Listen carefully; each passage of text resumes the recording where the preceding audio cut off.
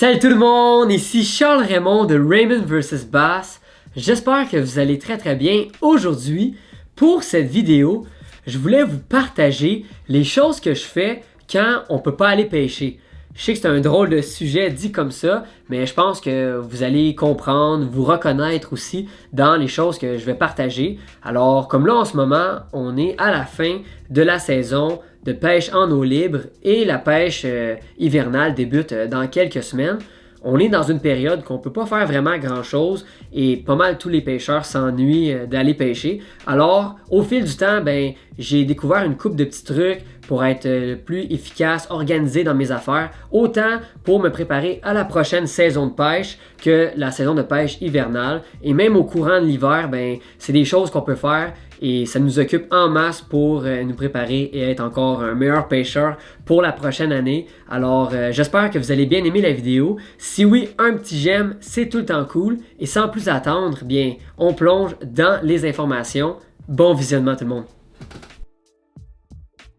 Une des premières choses que je fais quand je termine ma saison de pêche, je vais faire l'inspection et la maintenance de mes moulinets et je fais la même chose avec mes cannes aussi. Mais pour débuter avec les moulinets, je prends mes lancers légers, mes lancers lourds et la première chose que je check, c'est s'ils sont fonctionnels. Par la suite, je vais les ouvrir et je vais faire un gros nettoyage. C'est super important pour les garder en bel état et que les moulinets soient très fluides pour la prochaine saison de pêche.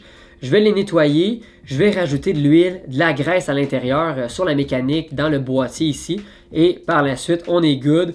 Je le remets sur la tablette et il va faire un gros dodo pour l'hiver. Et de cette manière-là, mes moulinets restent tout le temps en bon état. Et pour les cannes, maintenant, qu'est-ce que je fais? Je prends une guenille avec de l'eau chaude et du savon. Je vais toutes les frotter, je vais vraiment bien les nettoyer parce que ça paraît pas, là, mais les cannes sont sales eux aussi.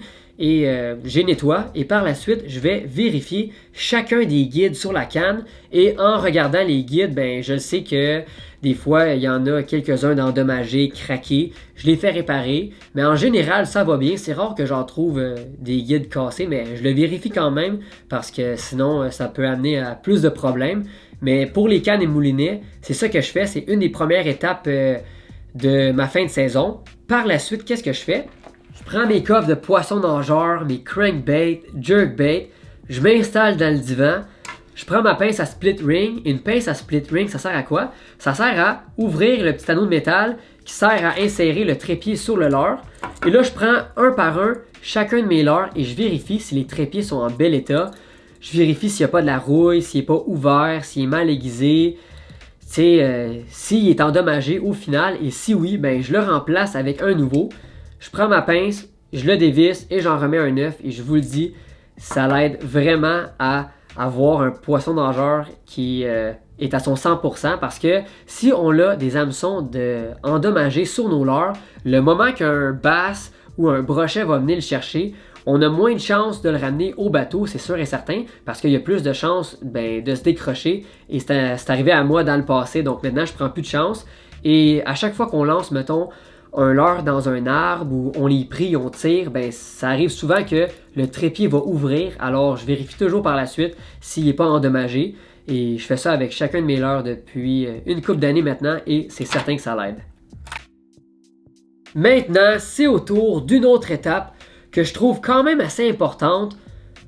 Le rangement, organisation, ménage, nettoyage, appelez ça comme vous voulez. Mais moi, il faut que je passe à travers tous mes coffres à pêche parce que c'est assez en désordre là-dedans et aussi je veux vérifier plein de choses. La première chose que je vérifie, c'est l'état de mon coffre à pêche parce que c'est des coffres en plastique, ça se casse facilement puis j'y traîne vraiment partout et des fois je m'en rends pas compte, ils sont cassés, il y a une fissure et ça c'est des coffres à l'épreuve de l'eau. Alors c'est pas supposé avoir de fissure, de cassure à quelque part sur le coffre. Et moindrement il est brisé, je vais le changer parce que il y a quand même beaucoup d'argent, d'équipement à l'intérieur de mes coffres et je veux pas que l'eau endommage tout. Alors c'est vraiment important, je porte attention à ça. Et par la suite, je fais un ménage, j'ouvre mes coffres, j'ai vide, j'ai nettoie et je remets l'équipement à l'intérieur. Et je fais de l'organisation aussi, ça c'est super important. L'organisation, je place mes poissons nageurs en organisation de couleur, profondeur, compagnie, grandeur, grosseur, tout ça. Il n'y a pas de recette magique, ça appartient à tout le monde de faire leur organisation. Mais l'important, c'est que l'organisation marche. Et personnellement, j'en ai pas vraiment en ce moment. C'est pour ça qu'il faut que je le fasse très bientôt. Et c'est ça. C'est quelque chose qui m'occupe pendant l'hiver. Et quelque chose d'autre qui m'occupe assez bien, c'est faire des nœuds. Pratiquer mes nœuds Palomar, Alberto, c'est vraiment important pour être agile, à l'aise au moment qu'on pêche. Alors, je pratique tous mes nœuds. Et même si je les connais bien, le fait de les pratiquer, ça me garde tout le temps on top. Alors, c'est ça. Maintenant, on passe à la dernière étape, quelque chose de très, très important.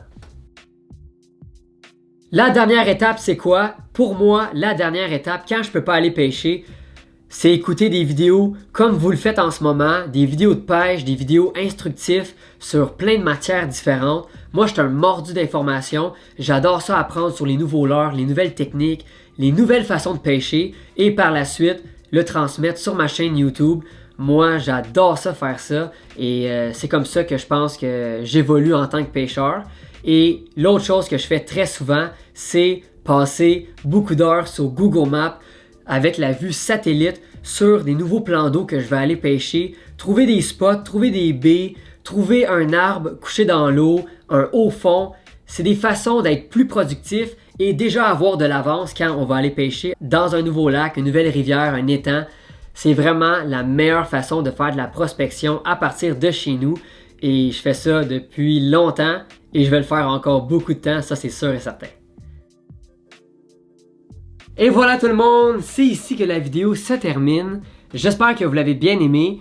Puis en ce moment, j'ai amené Binou, le seul et unique, le gros chaton orange. Puis Binou, il y a eu une grosse opération au printemps dernier à la vessie. Puis là, il est correct, ça va mieux. Il a perdu du poids, il prend une nourriture spéciale, tout ça. Alors, je voulais vous donner des nouvelles parce que ça faisait quand même un petit bout que il n'avait pas fait l'apparition dans les vidéos. Alors, Binou, je vais t'enlever ici. Binou et moi, on va aller jouer ensemble. Hein? On va aller jouer ensemble. Alors, j'espère que vous avez bien aimé. Un petit j'aime comme d'habitude. Et on se revoit très bientôt sur un autre épisode de Raymond vs Bass. À la prochaine tout le monde.